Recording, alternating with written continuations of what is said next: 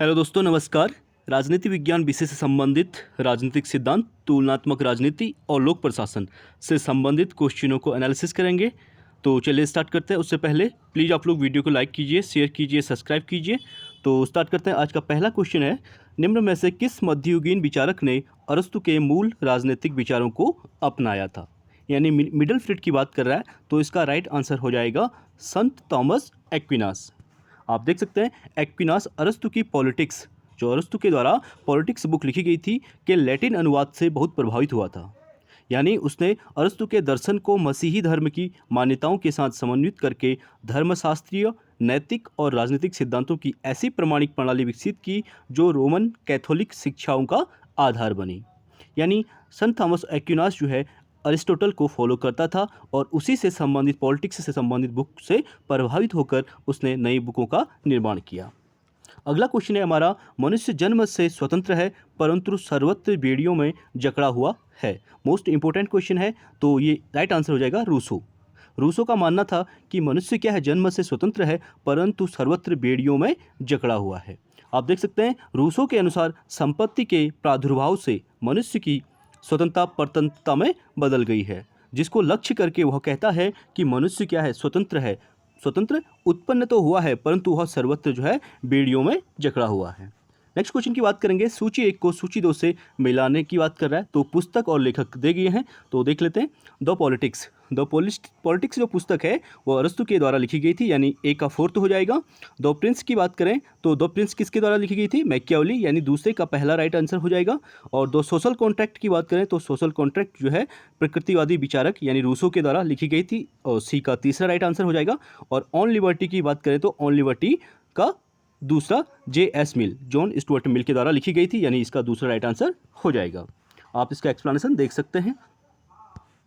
अगले क्वेश्चन की बात करेंगे, अरस्तु के अनुसार निम्न में से कौन सी सरकार उच्चतम है? तो उसका राइट आंसर हो जाएगा शासन तंत्र। यानी अरस्तु के अनुसार जो पॉलिटी है, ठीक है, पॉलिटी तंत्र को सर्वोच्च बताया गया है। और वर्तमान में जो लोकतंत्र है, लोकतंत्र को सबसे भ्रष्ट शासन अरस्तु के द्वारा बताया गया था। भ्रष्टों का शासन यानी मूर्खों का शासन लोकतंत्र को अरस्तु के द्वारा कहा गया था। आप इसका एक्सप्रेशन देख सकते हैं। अरस्तु जो है मध्यमार्गी दार्शनिक था, यानी उन्होंने मध्य मार्ग को अपनाया था। उसे अतिवादिता पसंद नहीं थी, इसीलिए उसने पॉलिटी ही सर्वश्रेष्ठ शासन प्रणाली जान पड़ती थी। अगला क्वेश्चन है हमारा, अभिकथन और कारण से संबंधित क्वेश्चन। लॉक के अनुसार राज्य के कार्य और शक्तियाँ सीमित हैं, यानी जॉन लॉक मानते हैं कि राज्य के कार्य जो हैं और शक्तियाँ सीमित हैं और राज्य का अस्तित्व जीवन, स्वतंत्रता और संपत्ति की सुरक्षा में है। ये लॉक का मानना था। यानी ए और आर दोनों राइट हो जाएंगे। आर ए की सही व्याख्या है। दोनों स्टेटमेंट आपस में मिलते हैं, इसलिए उसकी एक्सप्लेनेशन जो है उसकी राइट हो जाएगी। आप देख सकते हैं लॉक के अनुसार राज्य क्या है, सीमित और मर्यादित है और राज्य व्यक्ति के जीवन, स्वतंत्रता और संपत्ति की रक्षा का साधन मात्र है। ये जॉन लॉक का मानना था। अगला क्वेश्चन है हमारा, सूची 1 को सूची 2 से मिलान करने की बात कर रहा है। तो सूची विचार और विचारों को इससे संबंधित क्वेश्चन है, इसे देख लेते हैं। सामान्य इच्छा यानी जनरल विल की बात किसके द्वारा की गई थी? इसका राइट आंसर हो जाएगा 4th, यानी प्रकृतिवादी विचारक रूसो के द्वारा जनरल विल यानी सामान्य इच्छा की बात की गई थी। और असीम संप्रभुता, ठीक है, असीम संप्रभुता की बात जो की गई थी हॉब्स के द्वारा की गई थी। और सीमित सरकार की बात जॉन लॉक के द्वारा की गई थी। और नव राजनीति विज्ञान की बात मैकियावेली के द्वारा की गई थी।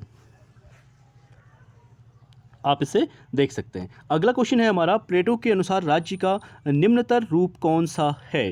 तो प्लेटो का जो सबसे निम्नतर रूप प्लेटो के द्वारा बताया गया था, यानी अरस्तु और प्लेटो दोनों के द्वारा लोकतंत्र को सबसे निम्नतर रूप बताया गया था। ठीक है, वर्तमान में आप देख सकते हैं भारत में क्या है, लोकतंत्र है। और इसी को अरस्तु और प्लेटो ने मूर्खों का शासन यानी सबसे निम्नतर शासन और भ्रष्टाचार शासन माना था। आप देख सकते हैं इसका प्लेटो की रिपब्लिक, जो प्लेटो के द्वारा रिपब्लिक रचना की गई थी, जो पुस्तक लिखी गई थी, उसका उद्देश्य था सोफिस्ट विचारकों के द्वारा प्रतिपादित आत्मतृप्ति के सिद्धांत को गलत, झूठा सिद्ध करना था, जिसे भ्रष्टाचारी और जनतंत्री दोनों ने अपना लिया था। इसीलिए प्लेटो और अरस्तु के द्वारा लोकतंत्र को जो है भ्रष्टाचार से संबंधित शासन कहा गया था। अगला क्वेश्चन है हमारा, अरस्तु के अनुसार सर्वश्रेष्ठ शासन तंत्र निम्नलिखित में से किस नियम पर आधारित है? तो वो नियम था मध्यम मार्ग, यानी सी इसका राइट आंसर हो जाएगा। अरस्तु जो है मध्यम मार्गी दार्शनिक था। उसने अतिवादिता बिल्कुल भी पसंद न थी और तो उसने राजतंत्र एवं कुलीन तंत्र के स्थान पर पॉलिटी को ही सर्वश्रेष्ठ शासन प्रणाली माना, यानी राजतंत्र जो है और कुलीन तंत्र, ठीक है, सबसे उच्चतर कुलीन तंत्र और सबसे राजतंत्र सबसे नीचे, इन दोनों का जो बीच का भाग है उसे मध्यमार्गी कहा था, उसी को अरस्तु के द्वारा पॉलिटी को माना गया था सर्वश्रेष्ठ शासन के रूप में। अगला क्वेश्चन है हमारा, निम्न में से किसने अराजकतावादी विचारक की श्रेणी में रखा जा सकता है? मोस्ट इंपोर्टेंट क्वेश्चन है। अराजकतावादी की बात करेंगे तो इसका M.K. गांधी यानी महात्मा गांधी राइट आंसर हो जाएगा। आप देख सकते हैं महात्मा गांधी मार्क्सवादी एवं अराजकतावादी के समान एवं एक राज्य विहीन समाज की स्थापना चाहते थे, इसीलिए महात्मा गांधी को अराजकतावादी में रखा गया है, क्योंकि उन्होंने भी एक राज्य विहीन समाज की स्थापना की बात कही थी। अगला है हमारा, किसने उदारवादी लोकतंत्र का अधिकारात्मक व्यक्तिवाद के आधार पर परीक्षण किया? तो इसका राइट आंसर हो जाएगा C.V. मैकफर्सन, ठीक है। C.V. मैकफर्सन का मानना था कि उदारवादी लोकतंत्र का जो अधिकारात्मक व्यक्तिवाद के आधार पर परीक्षण किया गया था, और वे मानते थे कि उदारवादी लोकतंत्र का अधिकारात्मक जो व्यक्तिवाद के आधार पर परीक्षण जो है, उदारवाद का आधार स्वतंत्रता है और वह केंद्रीकृत शासन का विरोधी था, यानी जो सेंट्रल को पावर दी जाती है वो उसका विरोधी था, जबकि लोकतंत्र का मूल आधार क्या है? स्वतंत्रता है। अगला क्वेश्चन है हमारा, निम्नलिखित में से कौन विशिष्ट वर्ग के संचालन में विश्वास करता है? तो विशिष्ट वर्ग के संचालन में विश्वास जो किया था पेरेटो और मोस्का, जो अभिजन तंत्र से संबंधित थे, पेरेटो और मोस्का, बी इसका राइट आंसर हो जाएगा। आप देख सकते हैं पेरेटो और सी राइट मिल्स, टी.बी. बोटामोर और मोस्का ने अभिजन का मतलब होता है जो वेल सटल होते हैं, ठीक है, ये मान सकते हैं आप एग्जाम्पल, बहुत धन संपन्न लोगों की धारणा पर अपने विचार व्यक्त किए थे, और राजनीतिक अभिजन प्रबल राजनीतिक प्रभाव युक्त राजनेताओं की सामूहिकता का नाम है। ये किसी समुदाय के लघु अल्पसंख्यक होते हैं जो महत्वपूर्ण राजनीतिक पदों को धारण करते हैं। अगले क्वेश्चन की बात करेंगे, तुलनात्मक राजनीति एवं राजनीतिक विश्लेषण से संबंधित है कि तुलनात्मक राजनीति के क्षेत्र में अध्ययन समाविष्ट है। तो औपचारिक संरचनाएं और उनके कार्य, बिल्कुल राइट हो जाएगा। राजनीतिक प्रक्रियाओं की बात करें, ये भी राइट हो जाएगा। गैर संवैधानिक संस्थाएं भी तुलनात्मक राजनीति से संबंधित हैं, यानी इसका डी राइट आंसर हो जाएगा, उपयुक्त सभी। आप देख सकते हैं तुलनात्मक राजनीति के अध्ययन के अंतर्गत जो है संवैधानिक हित समूह, राजनीतिक दल, कार्यपालिका, विधायिका और विधायी व्यवहार, निर्वाचक और मतदान व्यवहार, कानूनी पद्धतियां, लोक प्रशासन आदि के सांगोपांग विश्लेषण को लिया जा सकता है, यानी इन सभी का अध्ययन तुलनात्मक राजनीति के अंतर्गत किया जाता है।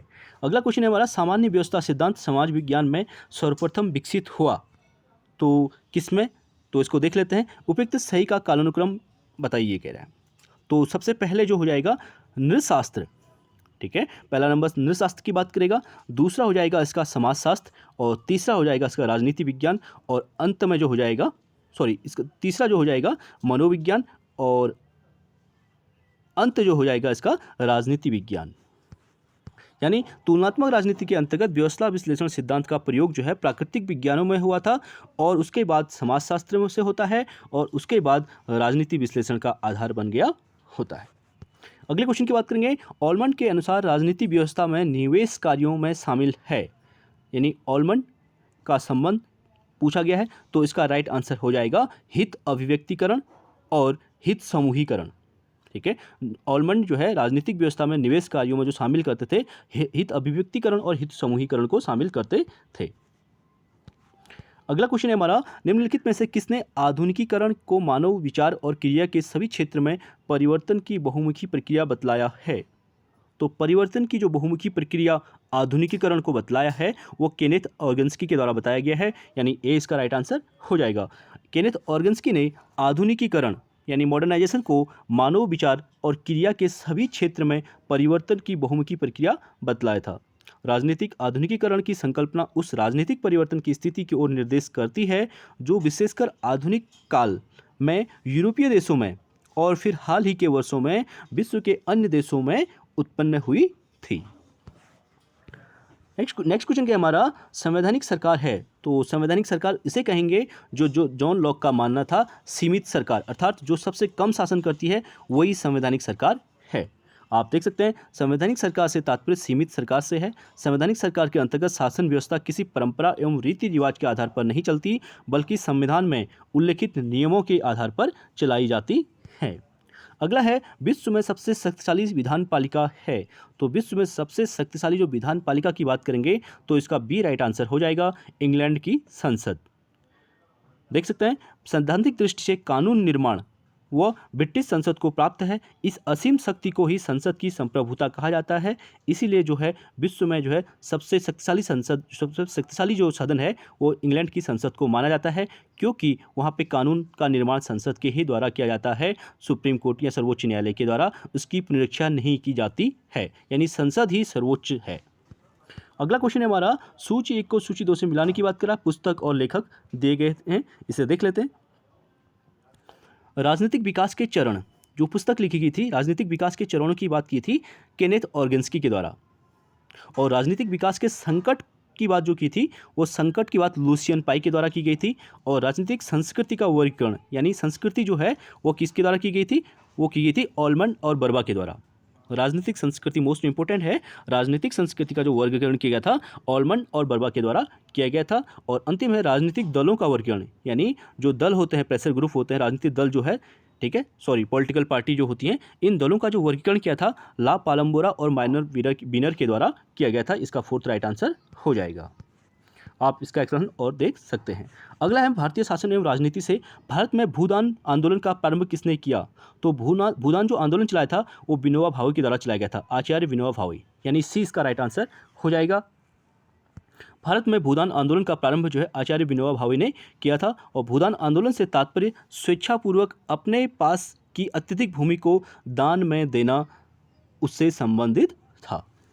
अगला है हमारा, पुस्तक पॉलिटिक्स ऑफ स्कैरसिटी के लेखक हैं। तो पॉलिटिक्स ऑफ स्कैरसिटी जो पुस्तक लिखी गई थी मायरन वीनर के द्वारा लिखी गई थी, बी इसका राइट आंसर हो जाएगा। अगला है भारतीय संसद के दोनों सदनों में साधारण विधेयक पर मतभेद की स्थिति में केस किसको पेश किया जाता है। तो इसके लिए दोनों सदनों के संयुक्त सम्मेलन को यानी ज्वाइंट सिटिंग बुलाई जाती है, उसके माध्यम से किया जाता है, यानी सी इसका राइट आंसर हो जाएगा। यदि किसी विधेयक के एक सदन द्वारा पारित किए जाने और दूसरे सदन को पारित किए जाने के पश्चात दूसरे सदन द्वारा विधेयक को अस्वीकार कर दिया जाता है तो दोनों सदनों की संयुक्त बैठक को बुलाया जाता है। अगला है लोकसभा सदस्य की अयोग्यता के प्रश्न पर निर्णय किसके द्वारा लिया जाता है। मोस्ट इंपोर्टेंट क्वेश्चन है। तो लोकसभा सदस्य की अयोग्यता के संबंध में जब भी प्रश्न आता है तो इसका अंतिम निर्णय जो है स्पीकर के द्वारा किया जाता है, यानी लोकसभा अध्यक्ष इसका निर्णय करते हैं, बी इसका राइट आंसर हो जाएगा। आप देख सकते हैं लोकसभा अध्यक्ष दल बदल के संबंध में या आधार पर लोकसभा के किसी सदस्य को निर्भरता के प्रश्न पर निपटारा करता है। और संविधान की 10वीं अनुसूची शेड्यूल 10 में जो है दल परिवर्तन यानी एंटी डिफेक्शन लॉ के आधार पर सांसदों और विधायकों की निर्भरता से संबंधित उपबंधों का वर्णन किया गया है। अगला है हमारा, संवैधानिक उपचार का अधिकार भारतीय संविधान के किस निम्नलिखित अनुच्छेद में दिया गया है, जिसे B.R. अम्बेडकर ने संविधान की आत्मा भी कहा था। तो आर्टिकल 32 संवैधानिक उपचारों का अधिकार जो है आर्टिकल 32 के अंतर्गत आता है, यानी बी इसका राइट आंसर हो जाएगा। आप देख सकते हैं संवैधानिक उपचारों का अधिकार भारतीय संविधान के आर्टिकल 32 के अंतर्गत शामिल है। यह अधिकार इस बात की व्यवस्था करता है कि मूल अधिकारों के संरक्षण का अधिकार स्वयं में ही मूल अधिकार है। यही व्यवस्था मूल अधिकारों को वास्तविक बनाती है। अगला है, निम्न में से कौन सी मूल अधिकार श्रेणी छुआछूत का विलोपन करती है, यानी छुआछूत का संबंध जो है स्वतंत्रता के अधिकार से है, यानी समानता के अधिकार में राइट हो जाएगा, यानी 20 का राइट आंसर हो जाएगा। आर्टिकल 17 जो है अबॉलिशन टू अनटचबिलिटी यानी छुआछूत से संबंधित है, तो इसका बी राइट आंसर हो जाएगा, समानता का अधिकार। इसको देख सकते हैं समानता के अधिकार के अंतर्गत अस्पृश्यता का अंत का अधिकार शामिल है, और समानता के अधिकार के अंतर्गत निम्नलिखित अधिकार शामिल हैं, जैसे विधि के समक्ष समानता और विधियों के समान संरक्षण। और विधि के समक्ष समानता की बात हमने ये जो लिया है ये इंग्लैंड के संविधान से लिया है, और विधियों के समान संरक्षण की जो बात की जाती है ये यूएसए के कॉन्स्टिट्यूशन से लिया गया है। और अगला है, धर्म में मूल वंश जाति लिंग और जन्म स्थान के आधार पर विभेद प्रतिषेध, यानी आप धर्म में मूल वंश जाति और लिंग के आधार पर किसी पर भी भेदभाव नहीं कर सकते। और तीसरा है अस्पृश्यता का अंत, यानी अबॉलिशन टू अनटचबिलिटी की बात इसमें आर्टिकल 17 में की गई है। अगले क्वेश्चन की बात करेंगे, निम्न में से कौन सा भारतीय संविधान में निरूपित नहीं है। तो भारतीय संविधान में निरूपित नहीं है, पूछ रहा है भारतीय राष्ट्रीय कांग्रेस, यानी जिसका वर्णन संविधान में नहीं है। निर्वाचन आयोग इलेक्शन कमीशन आर्टिकल 324 के अंतर्गत आता है। संघ लोक सेवा आयोग की बात करें तो 315 के अंतर्गत आता है और मंत्रिपरिषद का वर्णन भी किसमें किया गया, आर्टिकल 75 में किया गया है। ये तीनों संविधान से संबंधित हैं। भारतीय राष्ट्रीय कांग्रेस की स्थापना 1885 में की गई थी, इसका संबंध संविधान से नहीं है, तो सी इसका राइट आंसर हो जाएगा। आप देख सकते हैं निर्वाचन आयोग, संघ लोक सेवा आयोग तथा मंत्रिपरिषद संविधान में उल्लेख है। इसी तरह से निम्नलिखित संस्थाएं जो हैं संवैधानिक संस्थाओं के अंतर्गत आती हैं, और राज्य लोक सेवा आयोग, वित्त आयोग या अनुसूचित जातियों के लिए राष्ट्रीय आयोग, और भारतीय राष्ट्रीय कांग्रेस का संबंध इससे नहीं है। तो चलिए फ्रेंड्स, आज के लिए इतना ही, बाकी नेक्स्ट वीडियो में करेंगे। प्लीज़ आप लोग वीडियो को लाइक कीजिए, शेयर कीजिए, सब्सक्राइब कीजिए। Thank you so much.